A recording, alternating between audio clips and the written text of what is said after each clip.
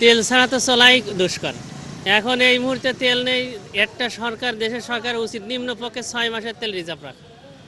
এই মনে করেন 10-15 দিন হয়ে গেল, আর এইভাবে যদি তাহলে এরপরে তো আমরা নিজেরাই চলতে পারবো না। তাহলে কি করে এই সরকার কি দেখি করতেছে, তা আমাদের আসলে বিবেকেই আসে না। এই জন্য আমি চাই কর্তৃপক্ষ এটা ভালো করে দেখুক যে আসলে সমস্যার তেল আসলে নেই কি আসলে নকলে নেই, সেটা কর্তৃপক্ষের আসলে বাস্তবে এসে দেখা উচিত। মাসে 2বার তেল ভরি, যেহেতু আমার কর্মস্থল এই পাশে অনেক দূর, বাড়ি থেকে অনেক দূর। কিন্তু এখন তো মনে করছি যে 2 লিটার যদি আমার বাড়ি পৌঁছাতে হতে আবার সমস্যা হয়ে যাবে, একটা ভোগান্তির ভিতরে আছি আর কি। ঢাকা রোডে মহিউদ্দিন পাম্পে তেল আনতে গেলাম, ওখানে দেখলাম আপনার স্টিকার লাগানো রয়েছে দুঃখিত তেল নাই। কারণ অপায় হয়ে এদিকে চলে এসেছি, এখানে 200 টাকার তেল চালিয়ে বলছে 100 টাকার বেশি হবে না। আমরা এই যানজনের ভিতরে রয়েছি ভাই। অ্যাভেলেবেল তেল পাওয়া যাচ্ছে না, এই যে এসে ফিরে যেতে হচ্ছে, তারপরে লাইনে দাঁড়ানো লাগতেছে, অনেকক্ষণ ধরে লাইনে দাঁড়াও তেল পাওয়া যাচ্ছে না। এটা একটা সমস্যা আমাদের জন্য। আবার দেখা যাচ্ছে আমাদের তো যে বাইক, আমাদের তো 200 টাকার তেল কিনলেও হচ্ছে না, আমাদের তো একবারে বেশি করে তেল কিনতে হচ্ছে। তো যে দেখতেছি তেল পাওয়া যাচ্ছে না, এটা একটা সমস্যা আমাদের জন্য। হ্যাঁ, তো আমি মনে করি যে এটা হচ্ছে ঠিক করার জন্য আমাদের একটু সহায়তা করা দরকার আপনাদের তরফ থেকে। যদি এটা খবর যায় সব জায়গায়, এই উপরে যারা আছেন, উপর মহলে যারা আছেন, তারা জন্য আমাদের জন্য একটু সহযোগিতা করতে পারে। ভোগান্তি আছে, অনেক ভোগান্তি। এই যে সিরিয়ালতে তেল নিচ্ছে রমজান মাসে রোজা রেখে, এটাই তো বড় ভোগান্তি। এর থেকে বড় ভোগান্তি তাহলে কিছু থাকে না। এটা অনেক বড় ভোগান্তি, এটা সমাধান হওয়া দরকার।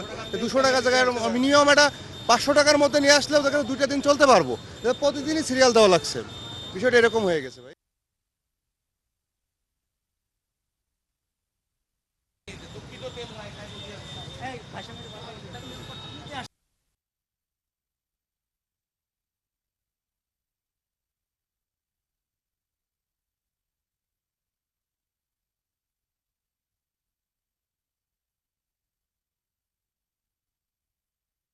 তেলের প্রচণ্ড ক্রাইসিস, আমাদের চাহিদার তুলনায় মানে পাচ্ছি খুব সামান্য, বুঝলেন। সরকার একটা বিধি নিষেধ করে দিয়েছে আপনার প্রতি মোটরসাইকেলের আপনার সর্বোচ্চ 2 লিটার, প্রাইভেট কারে আছে আপনার 10 লিটার, মাইক্রো টাইক্রোর জন্য আপনার 15 লিটার সর্বোচ্চ আর কিছু থাকে।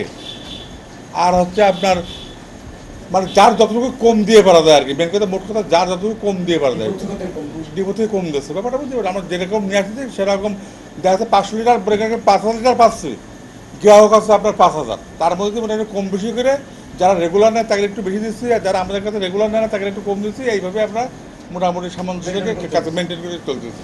তেল আপনাদের হলো এই 3 দিন থেকে তেল আসেনি, 3 দিন থেকে তেল ডিপো থেকে দিচ্ছে না, তাহলে কালকে থেকে তেল আসবে, মানে কালকে তেল আসার সম্ভাবনা আছে। কালকে ডিপোটা খোলা আছে, কালকে তেল আসার সম্ভাবনা আছে।